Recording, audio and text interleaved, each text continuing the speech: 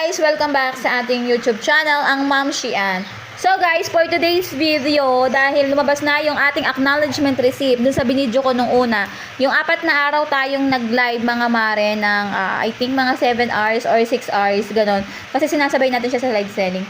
So ganito na yung kinita natin, ano? So 4 days siya na straight. Mayroon tayong pahinga na 2 hours to 3 hours hanggang 8 p.m.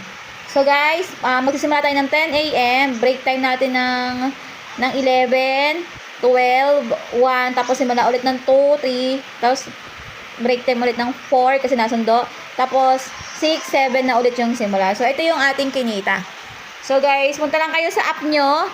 Kung meron na kayong acknowledge receipt, kung paano nyo makikita kung meron na ba yung acknowledge receipt, punta lang kayo sa app nyo, and then parang nag-update sila. Wala na kasi dito yung Shopee affiliate dito eh. So tingnan natin siya sa See All.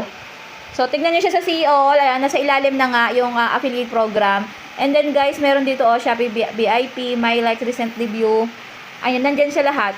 Hindi ko pa natatry itong mga to. Yan, Shopee Loyalty, na-try ko na yan, syempre. Shopee Prices, maglaro kayo. Kapag wala kayong magawa, mga sis. Ito yung pag mag-stream tayo, itong live and video. So, guys, punta lang kayo dito sa Shopee affiliate program. And then, mga maripindating nyo yun. Pagdating nyo, mga Mars, ayan, nakita nyo, wala akong live kahapon. Ayan lang yung kinita ko. 3 pesos.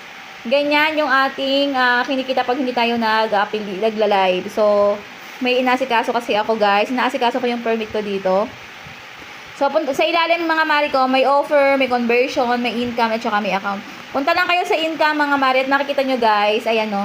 Ito yung sinasabi ko sa inyo na nag-live tayo mula October 27 to November 2. Pero October 31, guys, hindi na ako nag-live. October 31, November 1, at saka November 2. Hindi na ako nag-live niyan eh. So, guys, ito, naka 1,108 tayo. Actually, guys, kung titignan natin yung acknowledgement receipt, yan ay 1,108. Tapos, meron siyang kaltas na, may kaltas siya, ayan, tingnan natin ha, ayan. Dapat yan ay ang total eligible commission natin is 1,231. So, ang pumasok sa atin is 1,108 lang. So, meron tayong taxation na EWT amount na 123.14 ano. So, in just ilang araw guys, naka 1,108 tayo. So, di ba guys, napakalaking tulong niya.